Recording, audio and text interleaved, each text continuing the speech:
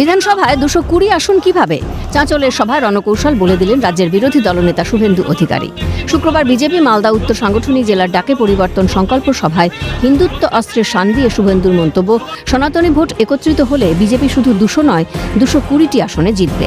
এই রাজ্যের মধ্যে দু জায়গায় হিন্দুদের সবচেয়ে বড় জোট হয়েছে, হিন্দু আদিবাসীদের। একটা উত্তর মালদায় 85% হিন্দু পদ্মফুলে ভোট দিয়েছে। যদি গোটা রাজ্যে উত্তর মালদাকে দেখে সনাতনীরা একটু এগিয়ে আসে না, 200 নয় 220টা সিটে বিজেপি জিতবে। পাল্টা বিজেপি নেতাদের 200-র বেশি আসন পাওয়ার দাবিকে কটাক্ষ তৃণমূল নেতা কুণাল ঘোষের। তাঁর বক্তব্য, এবারের নির্বাচনে বিরোধীরা আদৌ বিধানসভায় বিরোধী দলের মর্যাদা পাবে কিনা সেটাই সন্দেহের। শুভেন্দুবাবু যেটা বলছেন, অনেকে অনেক কিছু বলছেন, আপনারা মিলিয়ে নেবেন, তো মিলিয়েই তো বলছি। 2021 সালে তো আপনি বলেছিলেন আপকি বার 200 বার আমরা সরকার করছি, মিলিয়ে নিলাম, হয়নি, ফ্লপ জ্যোতিষী। 2024 সালে বলেছেন যে আমাদের এবার বাংলা থেকে সাংসদ বাড়বে, আমরা মিলিয়ে নিলাম, কমে গেছে, 12-এ নেমে গেছে। সবচেয়ে বড় কথা, এই পরে যারা বিজেপিতে গেছে, গিয়ে বিজেপিটাকে হাইজ্যাক করছিল, তাদের উপর আস্থা না রাখতে পেরে তাদের দুচক্ষের বিষ দিলীপ ঘোষকে আবার অমিত শাহ ফেরতে বলে গেছেন দলে। আগে দিলীপ ঘোষকে সামলা, পরে ভাববি বাংলা। বদলের পর বদলা হবে বলে হুঙ্কার দিলেন শুভেন্দু। বিহার ওড়িশার পর বাংলায় বদল হবে বলে দাবি তাঁর। এপ্রিল মাসের পর তৃণমূল বিরোধী আসনে যাবে, পাশাপাশি মালদা উত্তরে সাংসদ খগেন মুর্মুর ওপর আক্রমণের বদলা নেওয়া হবে বলে হুঙ্কার দিয়েছেন তিনি।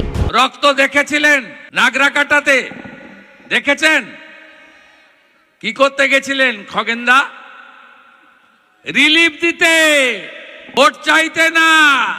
রক্ত দেখেছেন কি? হ্যাঁ কি না বলুন না। বদলা চান তো? বদলা যদি চান, বদল আনতে হবে। চিরদিন কাহারও সমান নাহি যায়। এপ্রিল মাসের পরে তৃণমূল বিরোধী দলে যাবে, সেই দিন হিসাব হবে। এখান থেকে 50 কিলোমিটার দূরে বিহার সাফ হয়ে গেছে। এবারে বাংলা সমূলে উৎপাটিত হবে। আমরা বলি না অঙ্গ বঙ্গ কলিঙ্গ।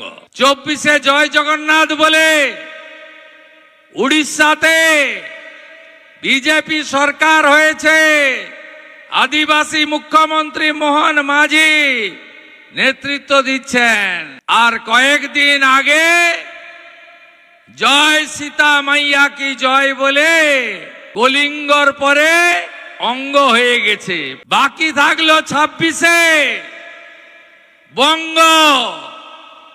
बिहार का जीत हमारी है, अब बंगाल का बारी है। ছাপ্পা মেরে ভোট লুট করে বাংলাদেশে অনুপ্রবেশকারীদের ভোট নিয়ে 2024 সালের নির্বাচনে আমাদের সঙ্গে ওদের ফারাক 40 লক্ষ।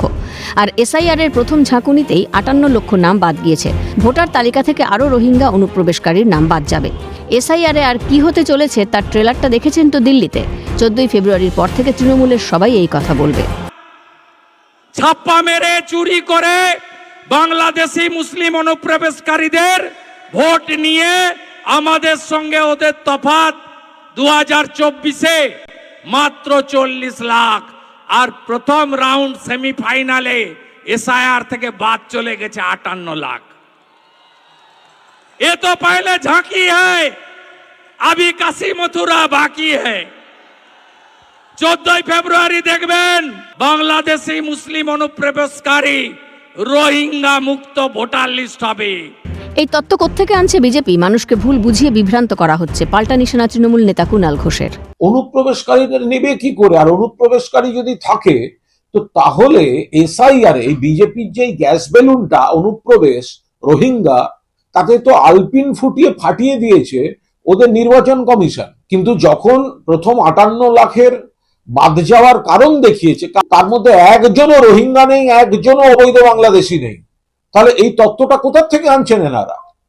ভোটার লিস্টে যদি অবৈধ অনুপ্রবেশকারী না থাকে, ভোটার লিস্টে যদি রোহিঙ্গা না থাকে, তো তাহলে সরকারি সুযোগ সুবিধা তারা পেয়েছে এই মিথ্যাচার, সম্পূর্ণ একটা ভিত্তিহীন মিথ্যা ন্যারেটিভ তৈরি করে মানুষকে ভুল বোঝানো হচ্ছে। আসল কথা, বাংলার মানুষের কাছে এরা প্রত্যাখ্যাত, সেই রাগে বাংলার মানুষকে তার প্রাপ্যটা দিচ্ছে না। সামনেই বাংলার বিধানসভা নির্বাচন। ভোট যুদ্ধ সামাল দিতে কোমর বেঁধে নেমেছে শাসক বিরোধী উভয় শিবির। 26-এর ভোট বিজেপির কাছে বড় চ্যালেঞ্জ। রাজনৈতিক মহলের মতে এই পরিস্থিতিতে হিন্দুত্বের তাস খেলতে চাইছে গেরুয়া শিবির, আর উন্নয়নকে হাতিয়ার করে এগোচ্ছে শাসক তৃণমূল। এখন শেষ হাসি কে হাসে তা বলবে সময়। সমক লাহিড়ী ও অভিষেক সাহার রিপোর্ট, ক্যালকাটা নিউজ।